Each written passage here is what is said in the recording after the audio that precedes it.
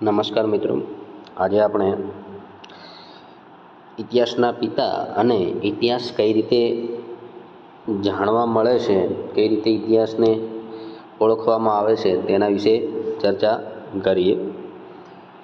તો ઇતિહાસના બે શબ્દો આપણે વારંવાર ચર્ચામાં હોય છે. ગુજરાતી ભાષાનો શબ્દ જેને આપણે ઇતિહાસ કહીએ છીએ તે મૂળ શબ્દ સંસ્કૃતમાંથી બનેલો છે. એની જ્યારે સંધિ છોડવામાં આવે છે ત્યારે ઇતિ પ્લસ હા પ્લસ આસ. હવે આ સંસ્કૃત શબ્દનો અર્થ એમ થાય છે કે એમ થયું હતું ભૂતકાળની અંદર, અથવા આ પ્રમાણે હતું. ત્યાર પછી એક ઇંગ્લિશ શબ્દ છે જેને આપણે હિસ્ટ્રી તરીકે ઓળખીએ છીએ.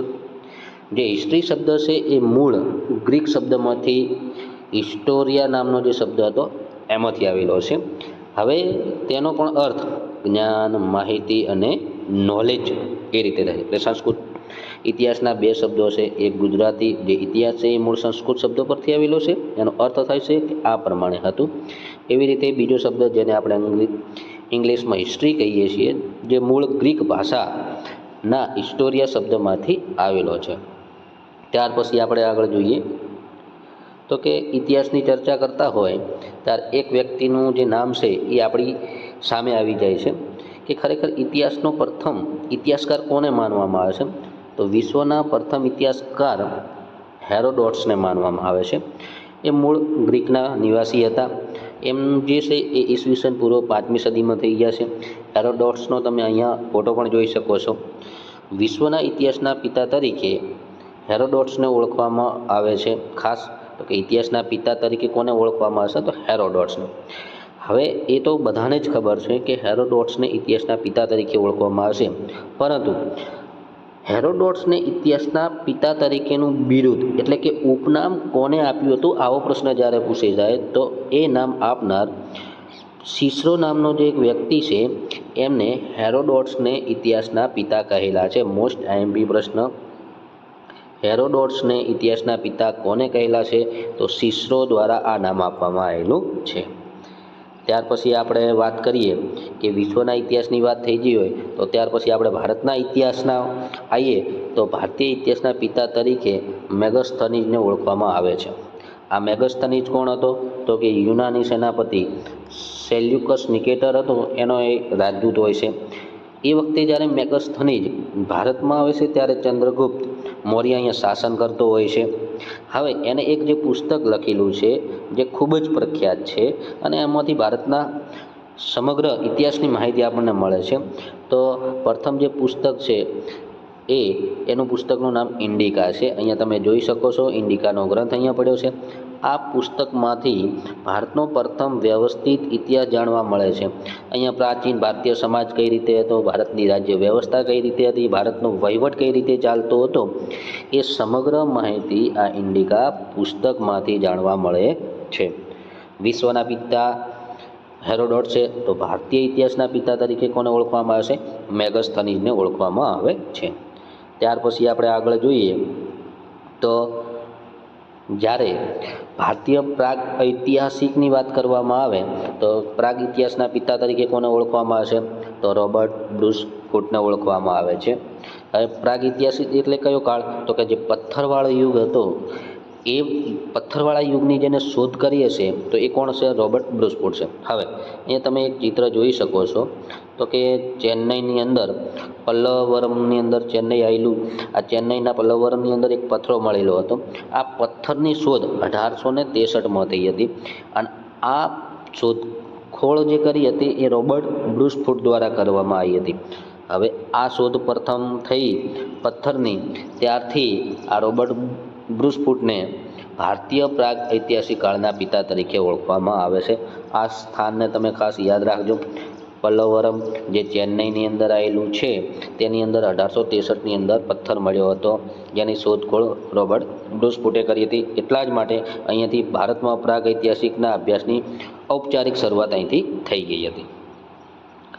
ત્યાર પછી આપણે આગળ જઈએ તો હવે ભારતીય પુરાતત્વ વિભાગના પિતા કોને કહેવામાં આવે છે?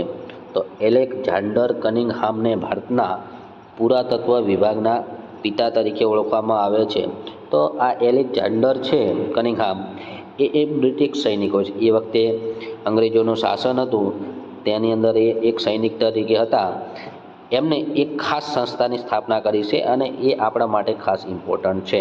આઈએમપી પ્રશ્ન છે તો કે ASI એટલે કે આર્કોલોજીકલ સર્વે ઓફ ઇન્ડિયા, એની સ્થાપના 1861માં કરવામાં આવી હતી. અહીંયા સાંચીનો સ્તૂપ છે, સારનાથનો સ્તૂપ છે અને તક્ષશિલાની અંદર એમને શોધખોળ કરી હતી. ત્યાર પછી જોઈએ તો આધુનિક પુરાતત્વનો પ્રારંભ સર વિલિયમ જોસ દ્વારા કરવામાં આવ્યો હતો. તેમને એક સંસ્થાની સ્થાપના કરી હતી, એશિયાટિક સોસાયટી ઓફ બંગાળ, જે 1784ની અંદર થઈ હતી. અહીંયા પુરાતત્વ વિભાગની વાત થઈ તો ધીરે ધીરે આધુનિક યુગની પણ શરૂઆત થઈ ગઈ. તો આધુનિક યુગની અંદર સૌપ્રથમ શોધ કરનાર વિલિયમ જોન્સ હતો. ખાસ એક વસ્તુ અહીંયા યાદ રાખવા જેવી છે, એશિયાટિક સોસાયટી ઓફ બંગાળ એની સ્થાપના કઈ વર્ષે થયેલી છે? તો 1784ની અંદર થયેલી છે. હવે મહત્ત્વનો પ્રશ્ન તો કે ભારતના ઇતિહાસની, વિશ્વના ઇતિહાસની વાત થઈ હોય તો ગુજરાતના ઇતિહાસના પિતા તરીકે કોને ઓળખવામાં આવે છે? તો સમગ્ર ગુજરાતની અંદર ગુજરાતના ઇતિહાસના પિતા તરીકે રત્નમણીરાવ જોટેને ઓળખવામાં આવે છે. ત્યાર પછી બીજો પણ પ્રશ્ન પૂછાઈ શકે કે અમદાવાદના પિતા તરીકે કોને ઓળખવામાં આવે છે? તો મગનલાલ વખતચંદને અમદાવાદના પિતા તરીકે ઓળખવામાં આવે છે. એવી જ રીતે બીજો એક આઈએમપી પ્રશ્ન તો કે પાટણના ઇતિહાસના પિતા તરીકે કોને ઓળખવામાં આવે છે? તો ભોગીલાલ સાંડેસરાને પાટણના ઇતિહાસના પિતા તરીકે ઓળખવામાં આવે છે. એવી રીતે ગાંધીનગરના ઇતિહાસના પિતા તરીકે કોને ઓળખવામાં આવે છે? તો રસિકલાલ પરીખને ઓળખવામાં આવે છે. જુનાગઢ અને સૌરાષ્ટ્રના પિતા તરીકે શંભુ પ્રસાદ દેસાઈને ઓળખવામાં આવે છે. આ જે ચાર્ટ છે એ ખૂબ ઇમ્પોર્ટન્ટ છે. ગુજરાત સરકારની જે તમે તૈયારી કરો છો આમાંથી એકાદ પ્રશ્ન પૂછાઈ શકે છે. તો આને ખાસ તમે 2 વખત જોઈ લેજો. આગળ જોઈએ. હવે ખરેખર આપણે આ પુરાતત્વ વિભાગ છે તો આપણને જે વસ્તુઓ મળી છે એ કઈ રીતે કેટલા સમય જૂની છે એના વિશે ચર્ચા કરવામાં આવે તો એના માટે 2 પદ્ધતિઓ ખાસ જાણીતી છે. આ પદ્ધતિ વિશે તમે જાણો છો, રેડિયો કાર્બન ડેટિંગ પદ્ધતિ. હવે રેડિયો કાર્બન ડેટિંગ પદ્ધતિ છે એની શોધ કરનાર વિલાર્ડ લિબ્બી હતા. મોસ્ટ ઇમ્પોર્ટન્ટ પ્રશ્ન કે રેડિયો કાર્બન ડેટિંગ પદ્ધતિ છે એની શોધ કોને કરી હતી? તો વિલાર્ડ લિબ્બી દ્વારા કરવામાં આવી હતી. કઈ સાલમાં? તો ઈસવીસન 1940માં રેડિયો કાર્બન પદ્ધતિની શોધ થઈ હતી. આ શોધ બદલ 1960માં એમને રસાયણશાસ્ત્રનો નોબેલ પારિતોષિક આપવામાં આવેલો હતો. હવે અહીંયા તમે જોશો કાર્બનના અલગ અલગ આઇસોટોપ છે, C12, C13 અને C14 છે. એમાંથી આપણે વાત કરીએ કે કયા કાર્બનનો ઉપયોગ થાય છે તો ખરેખર આયુષ્ય જાણવા માટે કાર્બન 14નો ઉપયોગ એટલે કે C14 આઇસોટોપનો ઉપયોગ થાય છે. તો આ કાર્બન C14 છે એ ખરેખર કઈ રીતે કાર્ય કરે છે?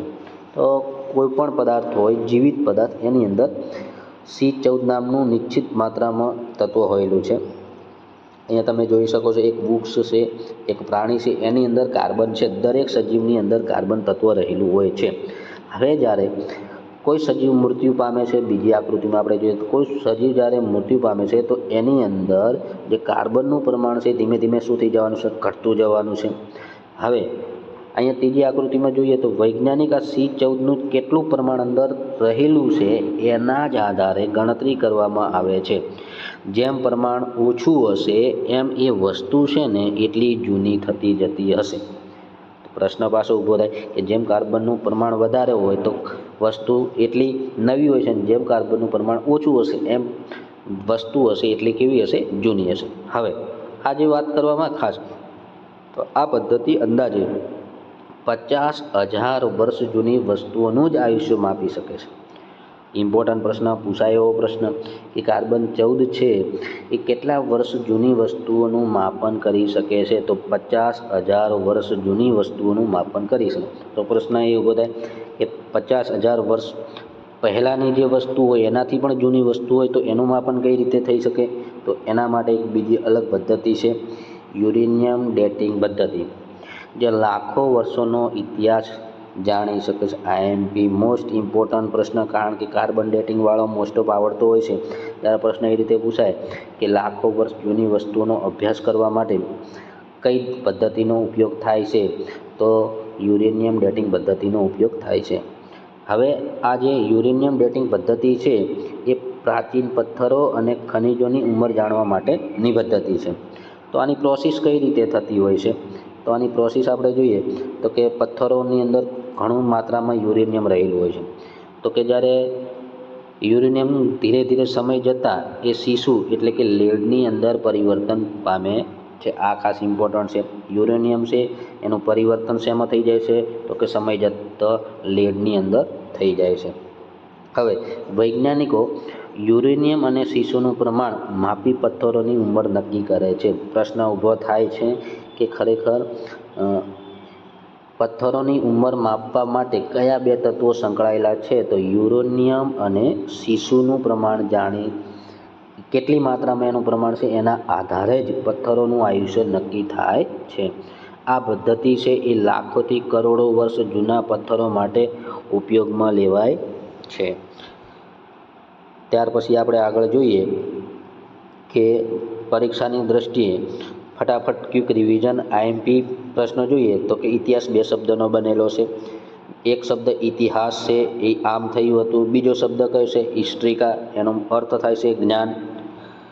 વિશ્વના ઇતિહાસના પિતા કોણ છે? હેરોડોટ્સ. ભારતના ઇતિહાસના પિતા કોણ છે? મેગસ્થનીસ. ભારતીય પુરાતત્વ વિભાગના પિતા કોણ છે? તો એલેક્ઝાન્ડર કનિંઘહામ.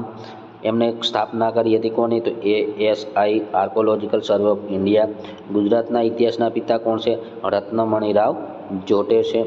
ત્યાર પછી આપણે જોઈએ તો કે બે પદ્ધતિઓ, એક કાર્બન 14 જે 50,000 વર્ષ સુધીની વસ્તુઓનો શોધ કરી શકે છે. કોને શોધ કરી હતી? તો વિલાર્ડ લિબ્બી દ્વારા. બીજી પદ્ધતિ કઈ છે? યુરેનિયમ.